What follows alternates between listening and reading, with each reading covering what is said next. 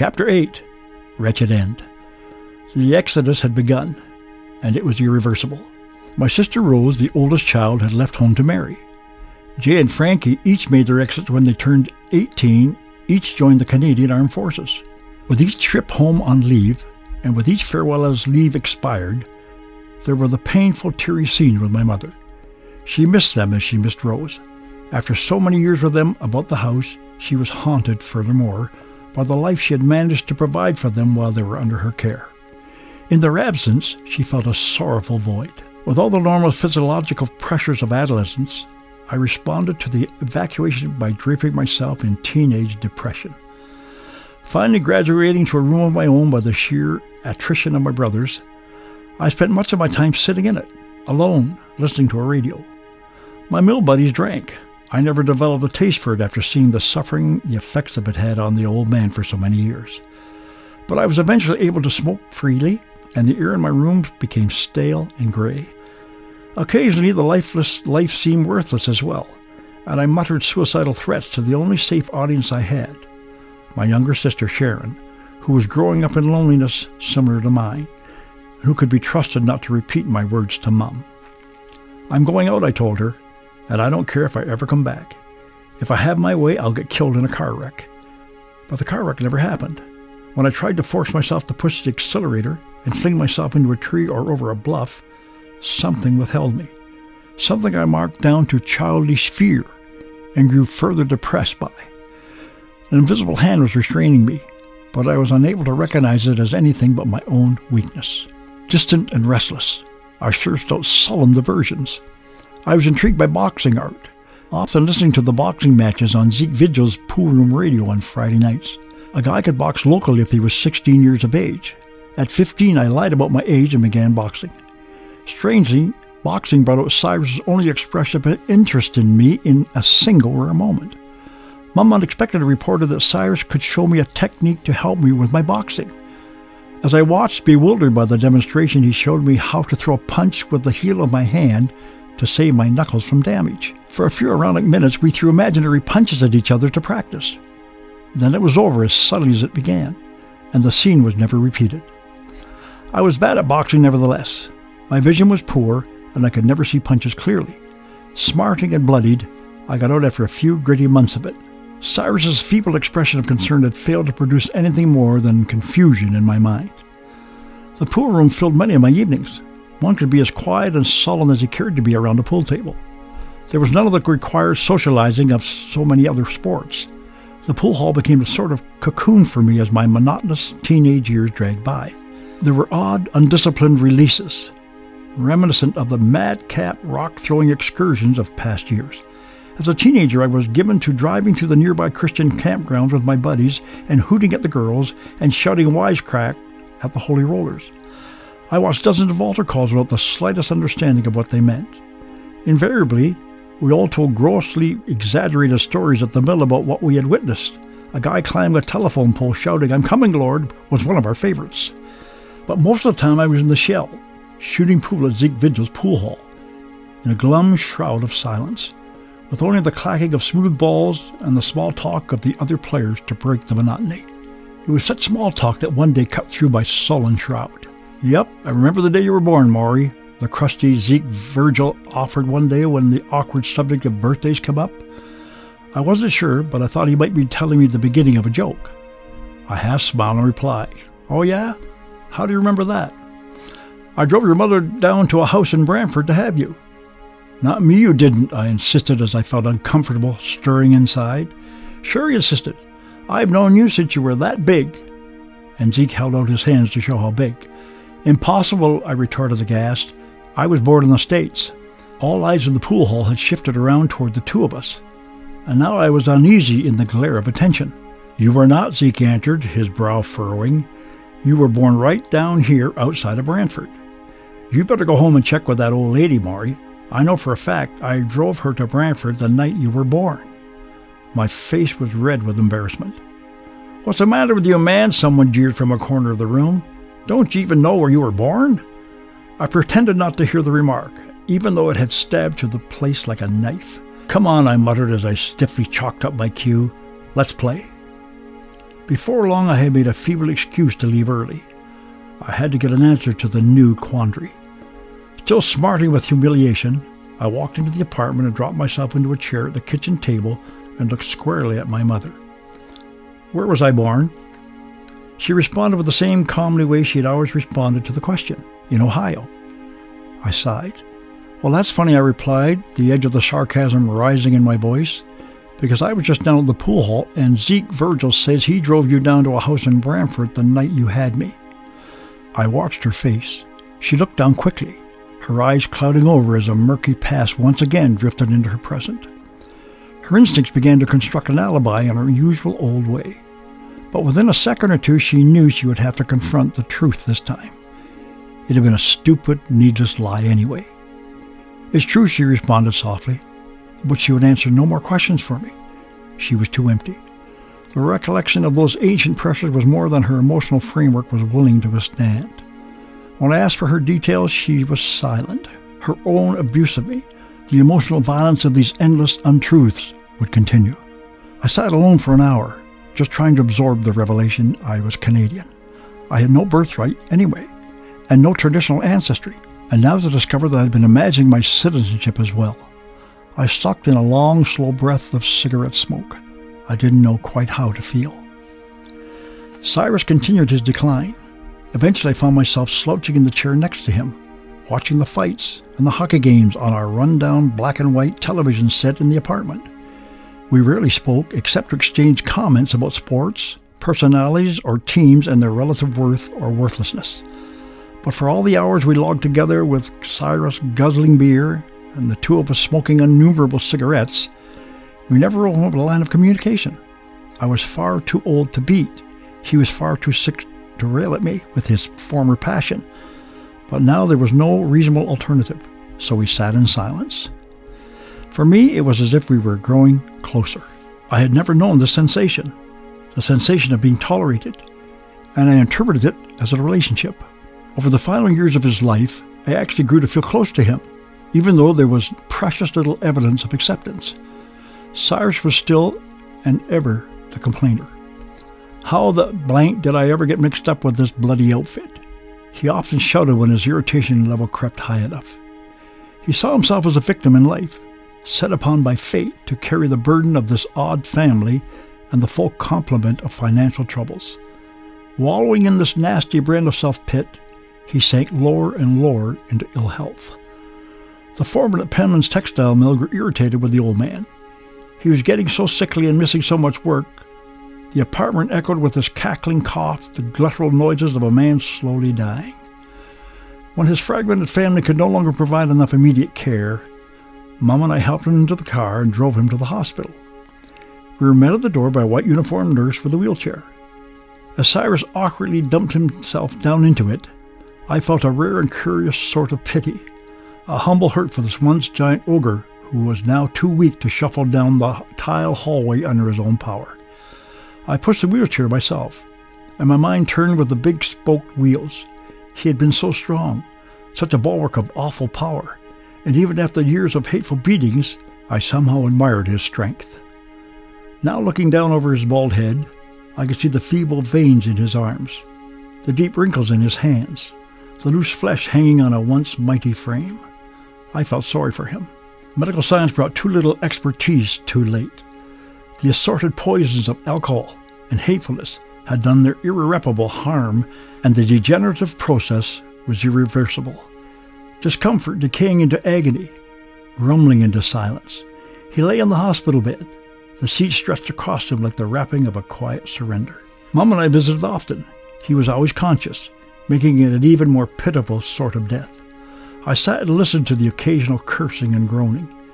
It was such a change from the roaring of years ago. He was so helpless, so broken. Mostly, though, we sat in silence, listening to our own heartbeats and Cyrus's labored breathing. It was during one of these silences that I saw his tired yellow eyes roll over toward me and then to my mother. She knew what he was saying to her, and she turned to me with a remote look of pleasure. "Maury, he'd like you to change your name to Wick," she said quietly. I stared at her, thoroughly shocked, motionless. It had never occurred to me, after more than a decade of imposed discrimination, that the old man would ever invite me to take his family's name. It had rarely occurred to me, even as a child, to long for this. And now, as he was fading into eternity, he was extending this strange and unexpected offer. Of course, he had not expressed it himself, not verbally, not to me. There could never be that. Cyrus had never learned what it felt like to talk directly to me in the way that adult human beings converse under normal circumstances. Even in this final gallant gesture, he could not muster up the civility to suit the occasion. Instead, he had talked to my mother, the eternal go-between, and she relayed the precious invitation in his presence. By now, however, I was beyond malice. I had no cynical reply to offer, no angry fool tide of resentment to pour out on him. He had wrung all of that awful potential out of me years before, through a diet of sheer intimidation. I could not respond to the statement as Mum and Cyrus looked at me for an answer. What a sea of change! To take the name Maury Wick after 17 years as Maury Blair? I felt no forced distance between myself and the name, no cringing at the thought of everything it symbolized.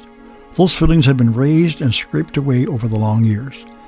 Now I felt only an odd sense of alienation, as if too much had happened to Maury Blair for him to suddenly shed the name and take on another, any other. It was perhaps the final abuse. Cyrus could no longer hit me, and with my place as the oldest resident child, he could no longer ignore me. So he would strip me of the one possession I had managed to hang on to, myself, my identity.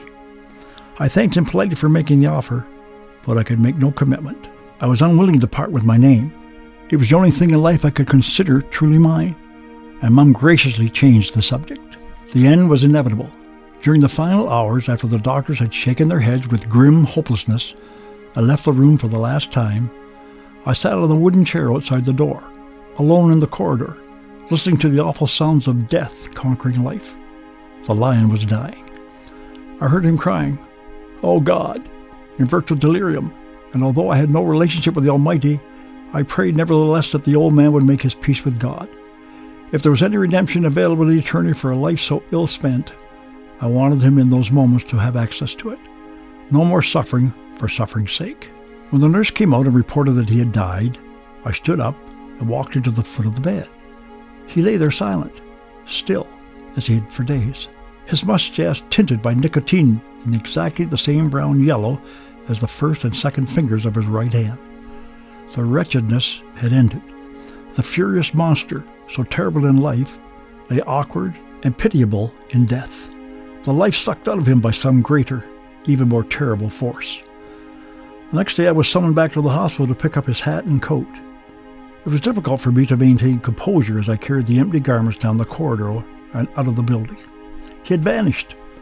All the toughness had finally been forced to submit. Viewing this wasted end of a wasted life, I felt droopy sadness in my heart. At the funeral, I watched the parade pass by, each participant dutifully shaking my hand and noting by the momentary gleam in his eye, yes, I was the odd one, the one he had hated. Lude and Selma were there, from the terrible far years before. They acknowledged no earlier problems, only went through the usual funeral motions. Others came and said their expected pieces, did their duty. It was an Anglican funeral according to Cyrus's long-lost heritage, performed in the funeral home with the proper portions of solemnity and positive thinking. But I heard a little of the minister's packaged sermon. I looked at the casket, at the stiff profile of the man who had brought such chaos to my early life, and I realized what it was about Cyrus Wick that had redeemed him to me. He lay there motionless, a brick of lifeless flesh, and by his very stillness he revealed to me the quality that I had come to rely on in him. He was always there. In a perverse way, he had become a source of security for me. He inspired fear, even panic. He turned my intestines into cramping knots. He destroyed year after formative year of my life, and yet he was always there. He had always been there, a hub, a source of sameness. Mom had come home and gone, leaving home for weeks at a time, flighty and irresponsible and guilt-ridden at various junctures. The siblings had drifted away with the years. Only Cyrus remained. It was the sameness I required, a stability that my warped inner being had to have if I was to hold on and survive into adulthood. Now, though as the shell of the old man lay cushioned in white satin, I realized that the rock had finally been crushed. The cornerstone of security no matter how tenuous or destructive, had always been there in my life until now. And I would have to find that foundation of security, that hope, that consistency somewhere else. Mom was stunned by the loss, even though it had been expected for so long. And even though it had to bring at least a measure of relief to her, her instincts told her once again to flee. I hated the idea of leaving Paris, particularly just now with the minor upheaval caused by Cyrus's death, and my work solidly established at the textile mill, and life just on the verge of finally evening out. But she insisted. Nervous and troubled and ill at ease, she wanted to run, to get out, to move. A succession of unhappy moves blackened the following months. Initially, we stored our worn furniture in Rose's basement and headed for Flint. One of Mom's sisters who lived there thought she could get Mom a job in the department store where she worked. Once they were both on the inside, they began trying to find a position for me. But I sat at home for weeks, waiting, bored and restless, and cranky. Finally, I was able to take a spot in the store's shipping department. As a Canadian-born alien without a work permit, I reverted to Mom's old lie and told the personnel office I had been born in Ohio. When an American team trounced a Canadian team and my coworkers sneered among themselves at the stupid Canucks, I had to bite my tongue. But it was boring work, and I longed to return to grimy Paris. I was glad when Mom changed her mind about the qualities of Flint, Michigan, and decided she wanted to go back to Canada.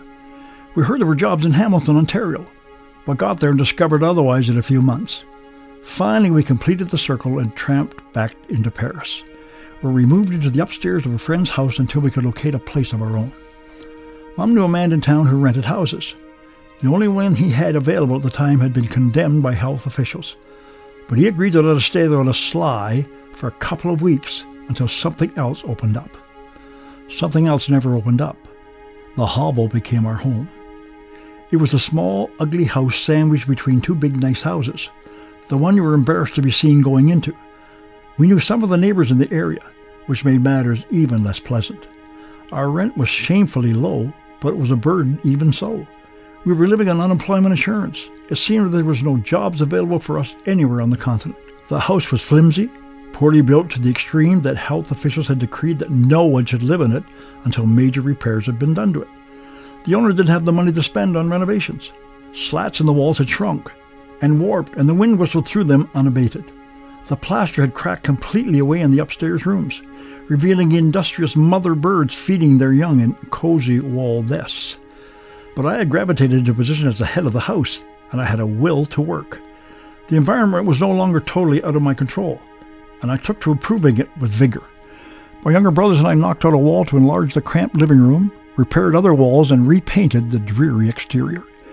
Still, I was 19 years old, and without a future. I was dogged by a vague, persistent loneliness, an inner hunger that refused to be fed. I stretched out on my bed beside the solitary lamp and spent endless hours reading pointless books and twisting the tuning dials on my dusty radio.